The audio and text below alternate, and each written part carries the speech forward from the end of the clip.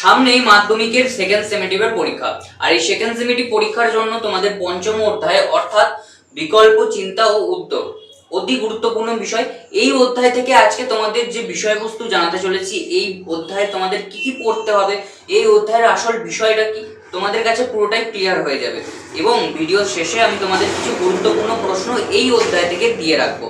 তবে আমরা এই অধ্যায়ে যাওয়ার আগে আমাদের মনে রাখা দরকার 2026 সালে 4 নম্বরের প্রশ্ন এই অধ্যায় থেকে এসেছিল, তবে 8 নম্বরের কোনো বড় প্রশ্ন আসেনি। তো 8 নম্বরের প্রশ্ন কিন্তু আমাদের ভালোভাবে এই অধ্যায় থেকে করে রাখতে হবে। 4 নম্বরেরও আমাদের করতে হবে, কিন্তু একটু কম ভাবে পড়লেও হবে। 8 নম্বরের প্রশ্নগুলো একটু বেশি ভালোভাবে জোর দিয়ে পড়তে হবে। তো চলো জেনে নেওয়া যাক আজকের পঞ্চম অধ্যায়ের বিষয়বস্তু। তার আগে তোমাদের সকলকে স্বাগত জানাই 30 ডেজ হিস্ট্রি চ্যালেঞ্জের আজকের ডে 6। আর ডে 6 এ আমি তোমাদের জানাতে চলেছি পঞ্চম অধ্যায়ের বিষয়বস্তু সহ কয়েকটি গুরুত্বপূর্ণ প্রশ্ন। তো চলো বেশি দেরি না করে শুরু করা যাক। তোমরা এখনো অবধি যদি আমার চ্যানেলটিকে সাবস্ক্রাইব করে না থাকো, অবশ্যই চ্যানেলটিকে সাবস্ক্রাইব করে দিও এবং ভিডিওটা ভালো লাগলে লাইক শেয়ার কমেন্ট করতে একেবারেই ভুলো না। চলো তাড়াতাড়ি ভিডিওটা শুরু করা যাক। পঞ্চম অধ্যায়ের নাম হচ্ছে বিকল্প চিন্তা ও উদ্যোগ। আমরা এই নামটা যদি একটু ভালোভাবে ভাবি বা একটু ভালোভাবে যদি পর্যবেক্ষণ করি, তাহলে এই অধ্যায়ের কি কি বিষয় আছে, কি কি বিষয়বস্তু আছে, সেগুলো আমরা খুব ভালোভাবেই আন্দাজ করতে পারবো। দেখো, আমরা দ্বিতীয় অধ্যায়, ইতিহাসের দ্বিতীয় অধ্যায় যখন পড়েছিলাম, দ্বিতীয় অধ্যায়ে কিন্তু শিক্ষা বিষয়ক কিছু বিষয় ছিল।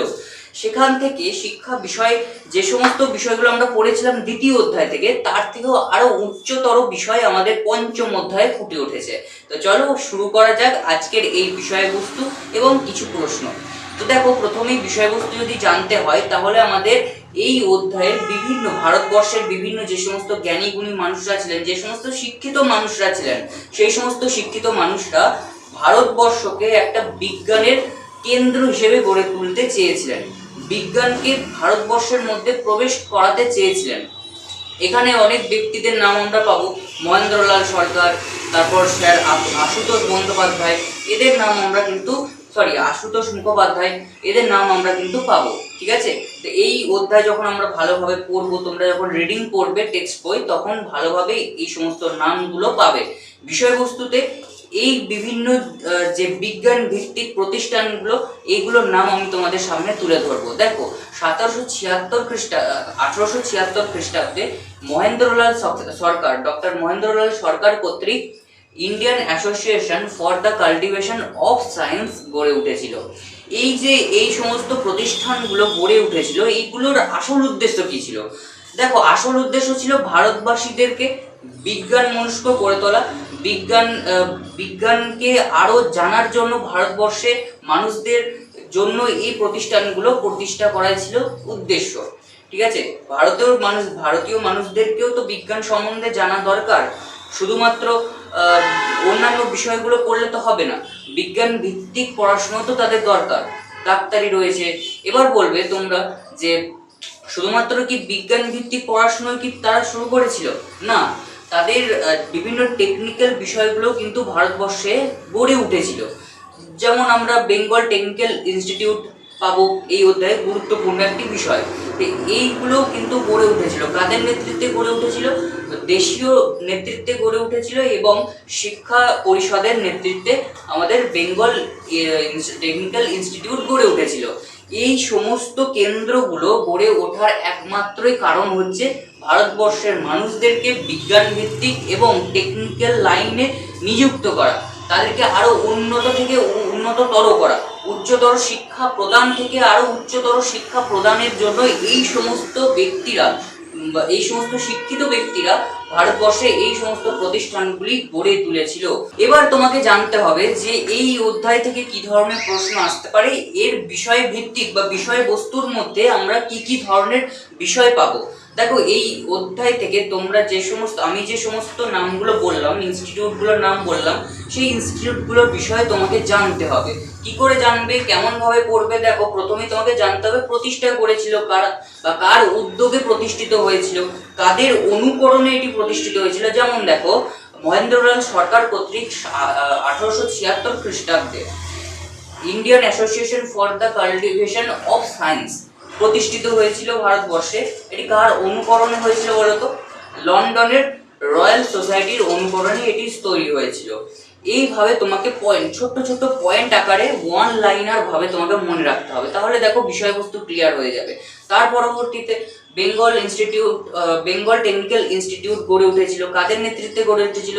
দেশীয় নেতৃত্বে গড়ে উঠেছিল এবং শিক্ষা সাহিত্য পরিষদের নেতৃত্বে গড়ে উঠেছিল। তো এইভাবে বিষয়গুলোকে তোমাদের মনে রাখতে হবে।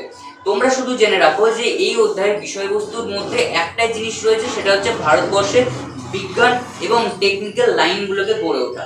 এর পরবর্তীতে আরেকটি গুরুত্বপূর্ণ বিষয় রয়েছে, সেটি হচ্ছে রবীন্দ্রনাথ ঠাকুরের প্রতিষ্ঠিত বিশ্বভারতী এবং ব্রহ্মচর্যাশ্রম।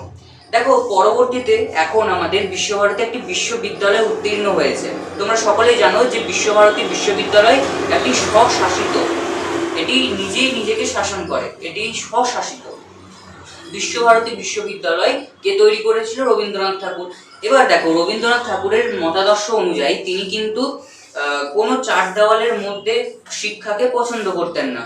তিনি খোলামেলা জায়গার মধ্যে, পরিবেশের মধ্যে তিনি শিক্ষা প্রথম শুরু করেছিলেন এই বিশ্বভারতীতে, এবং তিনি বিশ্বভারতী প্রতিষ্ঠা করেছিলেন। এবার বিশ্বভারতীতেও কিন্তু অনেক বিভাগ রয়েছে, কলা বিভাগ রয়েছে, বিজ্ঞান বিভাগ রয়েছে, নৃত্য বিভাগ রয়েছে। এই সমস্ত বিভাগগুলো কিন্তু বিশ্বভারতীতে রয়েছে এবং বিভিন্ন জায়গা থেকে ছেলেমেয়েরা এখানে শিক্ষা গ্রহণ করতে আসে। তো এই অধ্যায়ে আমরা যে সমস্ত প্রতিষ্ঠানগুলো দেখছি, যে সমস্ত ইনস্টিটিউটগুলো দেখছি, সেই সমস্ত ইনস্টিটিউট বা প্রতিষ্ঠানগুলোর একটাই উদ্দেশ্য ছিল ভারতবর্ষকে আরো উচ্চ থেকে উচ্চতর শিক্ষা প্রদান করা। তো এইভাবে তোমাদের পঞ্চম অধ্যায়ের বিষয়বস্তু শেষ হলো। বিষয়বস্তুর মধ্যে কিন্তু এই ছোট্ট বিষয়টাই ঢুকে আছে। দেখো তোমরা যেহেতু 2 নম্বর অধ্যায় পড়ে এসেছো, 2 নম্বর অধ্যায় পড়ার পর তোমাদের নিশ্চয়ই আর কোনো সংশয় থাকবে না যে শিক্ষা বিষয়ক দ্বন্দ্ব বা শিক্ষা বিষয়ক যে কোনো বিষয় কেমন ছিল আমাদের পরাধীন ভারতবর্ষে। তো এই অধ্যায় তোমাদের পঞ্চম অধ্যায় শিক্ষা বিষয়ে আরো অনেকটা জ্ঞান প্রদান করছে। তো এইগুলো হচ্ছে বিষয়বস্তু, কিভাবে, কোন উদ্যোগে, কি উদ্দেশ্যে এই প্রতিষ্ঠানগুলি উদ্ভব হয়েছিল, এগুলোই তোমাদেরকে কিন্তু এই অধ্যায় থেকে ভালো করে পড়তে হবে, আর এগুলোই তোমাদের প্রশ্ন হিসেবেও আসবে। তো চলো দেখে নেওয়া যাক আজকের পঞ্চম অধ্যায়ের গুরুত্বপূর্ণ কিছু প্রশ্ন। প্রথম প্রশ্ন, ঈশ্বরচন্দ্র বিদ্যাসাগর কিভাবে ছাপাখানার ব্যবসায়িক উদ্যোগে নিজেকে সংশ্লিষ্ট করেন তা আলোচনা করো। 2 নম্বর প্রশ্ন, শ্রীরামপুর মিশন প্রেস ও তার কার্যাবলী বিশ্লেষণ করো। 3 নম্বর প্রশ্ন, টিকা জগদীশচন্দ্র বসু বা বসু বিজ্ঞান মন্দির। 4 নম্বর, কলকাতা স্কুল বুক সোসাইটির উদ্যোগে ছাপাখানা ও শিক্ষার বিস্তার বিশ্লেষণ করো। 5 নম্বর, টিকা জাতীয় শিক্ষা পরিষদ। 8 নম্বরে প্রথম প্রশ্ন, শ্রীরামপুর মিশন প্রেস কিভাবে ছাপাখানার বিস্তারে সাহায্য করেছিল তা ব্যাখ্যা করো। এই প্রসঙ্গে ছাপাখানা বিস্তারে ফোর্ট উইলিয়াম কলেজের অবদান কেমন ছিল তা আলোচনা করো। 2 নম্বর, রবীন্দ্রনাথ ঠাকুরের শান্তিনিকেতন ও বিশ্বভারতী ভাবনার মাধ্যমে কিভাবে প্রকৃতি, মানুষ ও শিক্ষার সমন্বয় ঘটিয়েছিলেন তা ব্যাখ্যা করো। আর 3 নম্বর প্রশ্ন, জাতীয় শিক্ষা পরিষদের প্রতিষ্ঠা ও কার্যাবলী ব্যাখ্যা করো। বেঙ্গল টেকনিক্যাল ইনস্টিটিউট কিভাবে প্রতিষ্ঠিত হয়েছিল তা ব্যাখ্যা করো। 4 নম্বর, বাংলা ছাপাখানা মুদ্রণের ক্ষেত্রে বিদ্যাসাগরের অবদান, ছাপাখানার ফলাফল কী ছিল। 5 নম্বর প্রশ্ন, বাংলায় ছাপাখানার উদ্ভবের প্রেক্ষাপট বিশ্লেষণ করো। বাংলায় ছাপাখানা বিকাশে প্রাথমিক পর্যায়ে ব্যাখ্যা করো। 6 নম্বর প্রশ্ন ও শেষ প্রশ্ন, ভারতে বিজ্ঞান শিক্ষার প্রসারে দেশীয় উদ্যোগে কিভাবে Indian association for the cultivation of science ও কলকাতা বিজ্ঞান কলেজ প্রতিষ্ঠিত হয়েছিল।